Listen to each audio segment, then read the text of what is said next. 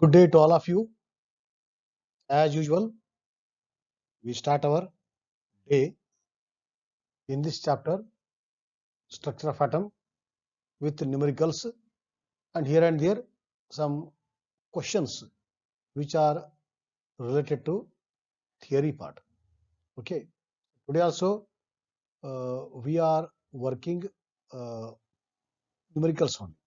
Okay. Right. In yesterday's session or in our previous session, maximum were on numericals and one or two from theory part, especially on the quantum numbers.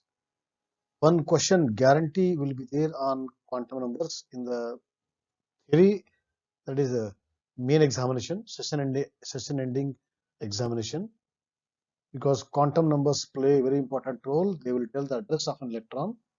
So it is easy to locate an electron in space around the nucleus if you know the four quantum numbers: principal quantum number, azimuthal quantum number, magnetic quantum number, and the spin quantum number. Okay, so that's why quantum numbers question will be there in examination. Okay, that's why some questions I have selected from textbook, especially chapter end questions on quantum numbers. Few more are there, so in the days to come we take those examples also, so that we wind up this structure of atom. Almost we are in the verge of completion of numericals. Chemical equilibrium is over, thermodynamics, states of matter. Then today we are in structure of atom, and at the end we go to the first chapter, that is basic concepts. Then purely we discuss on theory part. Some questions on sample paper, some questions from session ending, some question from the some other source. So we keep discussing all those areas. Okay. So till then, so let us wait.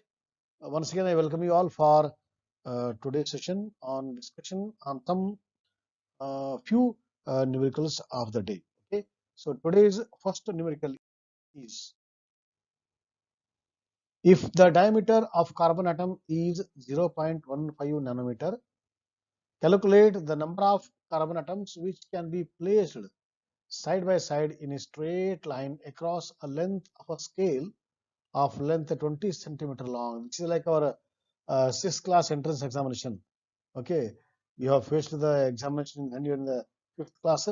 That time such questions will be asked in the examination, where a room size will be given, floor size, and the size of one tile will be given, and how many tiles you can fix in that room of the 30, 40 or 15, 20, like that. So it is similar.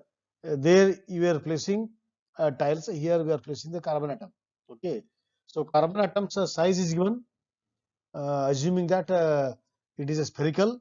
So its size in terms of diameter is 0.15 nanometer. Nanometer is the unit which we use for the small sizes. So therefore it is in the nanometer. But now that carbon atom which is having 0.15 diameter, nanometer diameter, that how many such carbon atoms we can place if you place one by one, side by side, up to 20 centimeter long. Okay, that is the question, right? Okay, that means first we'll calculate the size. How much? What is the length of the that scale? It is 20 centimeter. Okay, 20 centimeter means how nanometers. So if you multiply by 10 to the power 7, we get in the nanometers. Therefore, 20 centimeter means it is 2 into 10 to the power 8 nanometers. Okay, so this is the length of the scale in the nanometer. Now, one carbon atom diameter is 0.15 nanometer.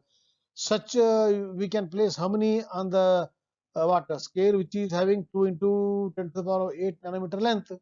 Okay, that means 0.15 nanometer can be placed or for one carbon atom, and if I can place 2.10 to the power 8, how many I can place? So 2.18 by 0.15 is simple. Okay, so please simplify. This is a 15 by 100. Take to the numerator. All those calculations you do, cancel 2 by 15. That convert into again decimal. and you take 10 to the power 8. At the end, you express your answer in the scientific notation. It comes out to be 1.33 into 10 to the power 9. So these many carbon atoms we can place on the scale whose length is 2 into 10 to the power 8 nanometer or 20 centimeter. Next, a certain particle carries 2.5 into 10 to the power minus 16 coulombs of static electric charge. Calculate the number of electrons present in it. Right. For this, you require the charge of the electron, which is given or it is to be practiced by you. Okay, right. So, what is the magnitude of charge? It is 2.5 into 10 to the power minus 16 coulombs. What is the charge of one electron from textbook I have taken? It is 1.602 into 10 to the power minus 19 coulombs. This will be given usually. Okay, here it is not given, but usually it is given. Otherwise, charge, mass, E by M, all this you have to practice. This I told when we were discussing the E by M ratio in this chapter only. Okay, right. So 1.602 into 10 to the power minus 19 coulombs of charge means 1 electron. Then this many equal to how many? So this is, if you divide this by this, in these many, how many electrons are there? So 2.5 into 10 to the power minus 16 by 1.602 into 10 to the power minus 19. That gives you the number of electrons, which is equal to 1560. Like a tiles only it is. Okay, right. Similar examples. In Millikan's experiment, the charge on the oil droplets was found to be minus 1.282 into 10 to the power minus 18 coulombs. Calculate the number of electrons present in it. Okay. So, what is the charge on the oil droplet? It is minus 1.282 into 10 to the power minus 18 coulombs. What is the charge of one electron? It is minus 1.602 into 10 to the power minus 18 coulombs. Okay. So, minus 1.602 into 10 to the power minus 19 coulombs means 1 electron. So, these many coulombs equal to how many electrons? So, this is by Q by E, simple. So, 8 electrons are there in the droplet whose water charge is minus 1.282 into 10 to the power minus 18 coulombs. Very simple. Okay, one more questions. Now, nitrogen laser produces radiation of wavelength of 337.1 nanometer. Okay, if the number of photons emitted is 5.6 into 10 to the power 24, then calculate the power of this laser. Okay, that means wavelength is given. Okay, using the wavelength, we will calculate the energy. Okay, so such energies are there. How many? Because number of photons are given here. Okay, so multiplying the number of photons with the energy, that gives you the power. Okay, so therefore directly I have taken power of the laser in terms of energy equal to what? Number of h nu. Okay, how many number? 5.6 into 10 to the power 24 photons are there. Those will number with h nu. Okay, so number of 5.6 into 10 to the power 24 into h nu, and nu equal to c by lambda.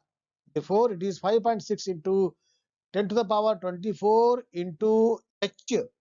Okay, c by lambda. That gives you the 3.3 into 10 to the power 6 joules is the power of that nitrogen laser with these many photons with the wavelength of each photon equal to 337.1 nanometer. Okay, right. Neon gas is generally used in signboards. Signboards means what you have seen where in the market we have seen the board. So those are called signboards. McDonald's, what pizza, something burger available.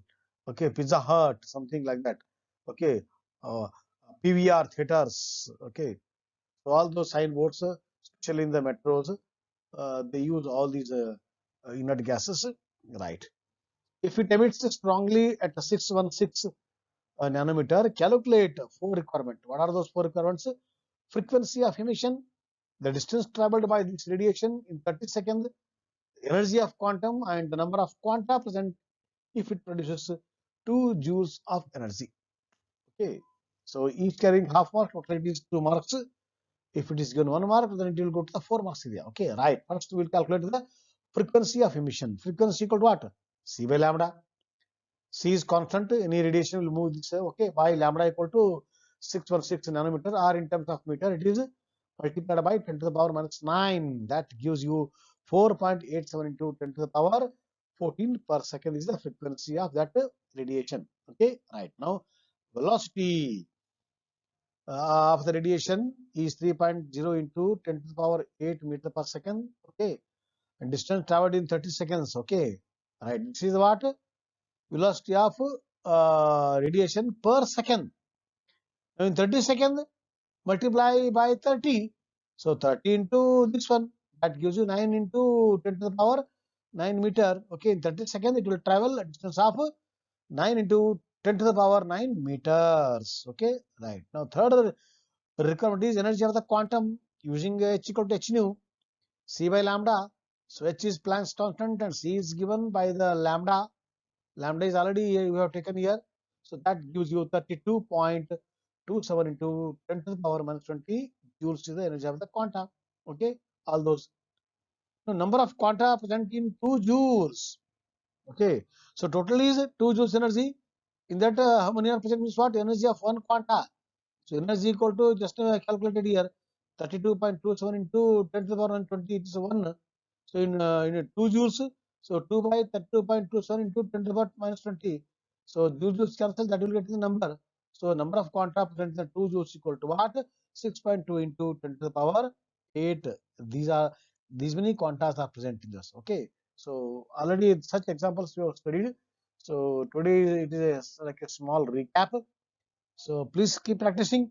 So in the days to come, we try to complete this chapter. Okay. So till then, keep in touch with the comprehensive knowledge of structure of atom so that we can face 11th easily and 12th very easily. Till then, have a nice time and thank you, my dear students.